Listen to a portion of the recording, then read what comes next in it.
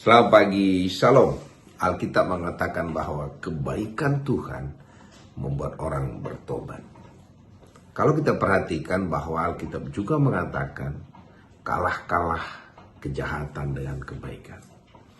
Jadi kalau kita pengen melihat segala sesuatunya menjadi baik, kita pengen melihat diri kita baik, kita pengen melihat orang lain baik, cara satu-satunya adalah menerima kebaikan Tuhan.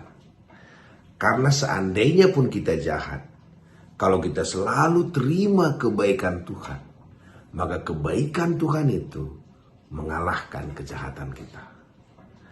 Karena itu kalau kita pengen baik sekitar kita, baik keadaan kita, semua baik-baik saja. Sumber kebaikan itu hanya satu, Tuhan saja. Dan Alkitab mengatakan tidak ada yang baik selain Tuhan. Pagi hari ini, kalau kita melihat segala sesuatu tidak baik, kita juga melihat mungkin keadaan orang lain tidak baik, mata kita memandang yang tidak baik, karena kita tidak melihat kebaikan Tuhan. Setiap kali kita bangun pagi, atau kapan saja, kalau kita fokus selalu tentang kebaikan-kebaikan Tuhan, maka segala sesuatu dalam hidup kita akan lihat menjadi baik. Dan luar biasanya waktu Allah menciptakan manusia, dikatakannya dia membuat manusia itu dan Tuhan melihat sungguh amat baik. Jadi kalau kita melihat ada yang tidak baik, caranya merubah keadaan itu adalah dengan menerima kebaikan-kebaikan Tuhan. Pagi hari ini mari renungkan semua kebaikan Tuhan atas apa yang sudah dia kerjakan, yang sedang dia kerjakan, dan juga akan apa yang akan dia kerjakan.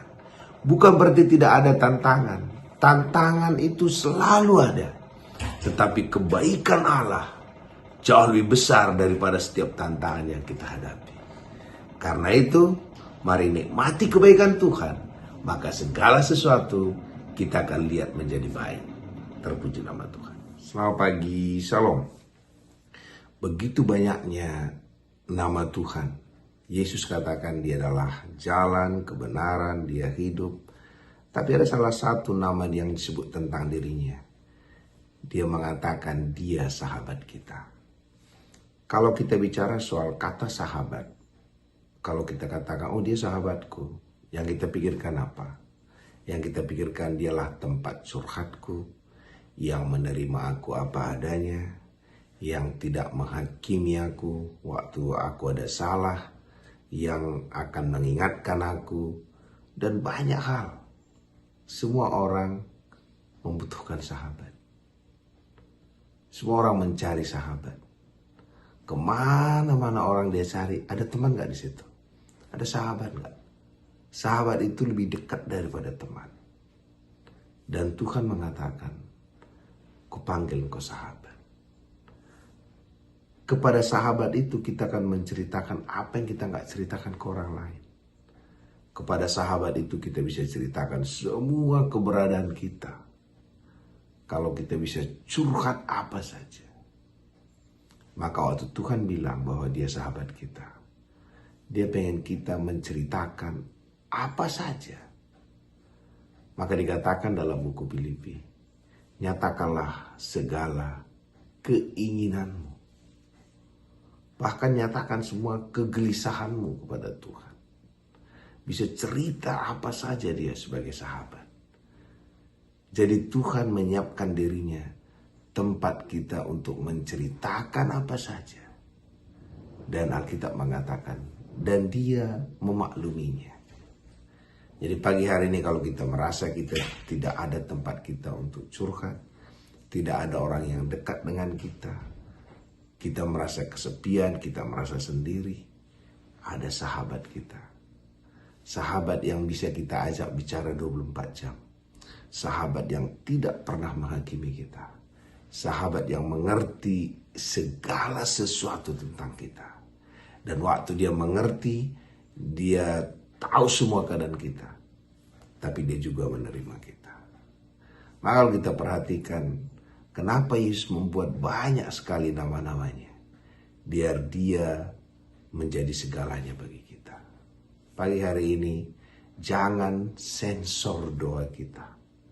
Segala sesuatu bisa kita nyatakan kepada Tuhan. Karena dialah sahabat kita.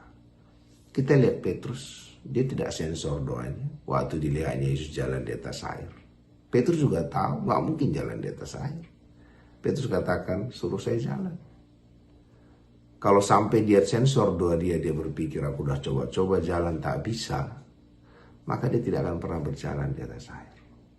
Saya nggak tahu apa yang ada dalam hati saudara, tetapi nyatakan itu kepada Tuhan.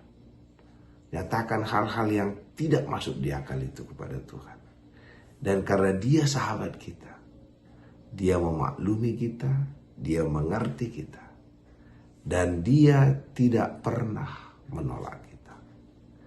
Jadi pagi hari ini, nyatakan, ceritakan segala sesuatu isi hati kita kepada sahabat kita itu, yaitu Yesus Kristus.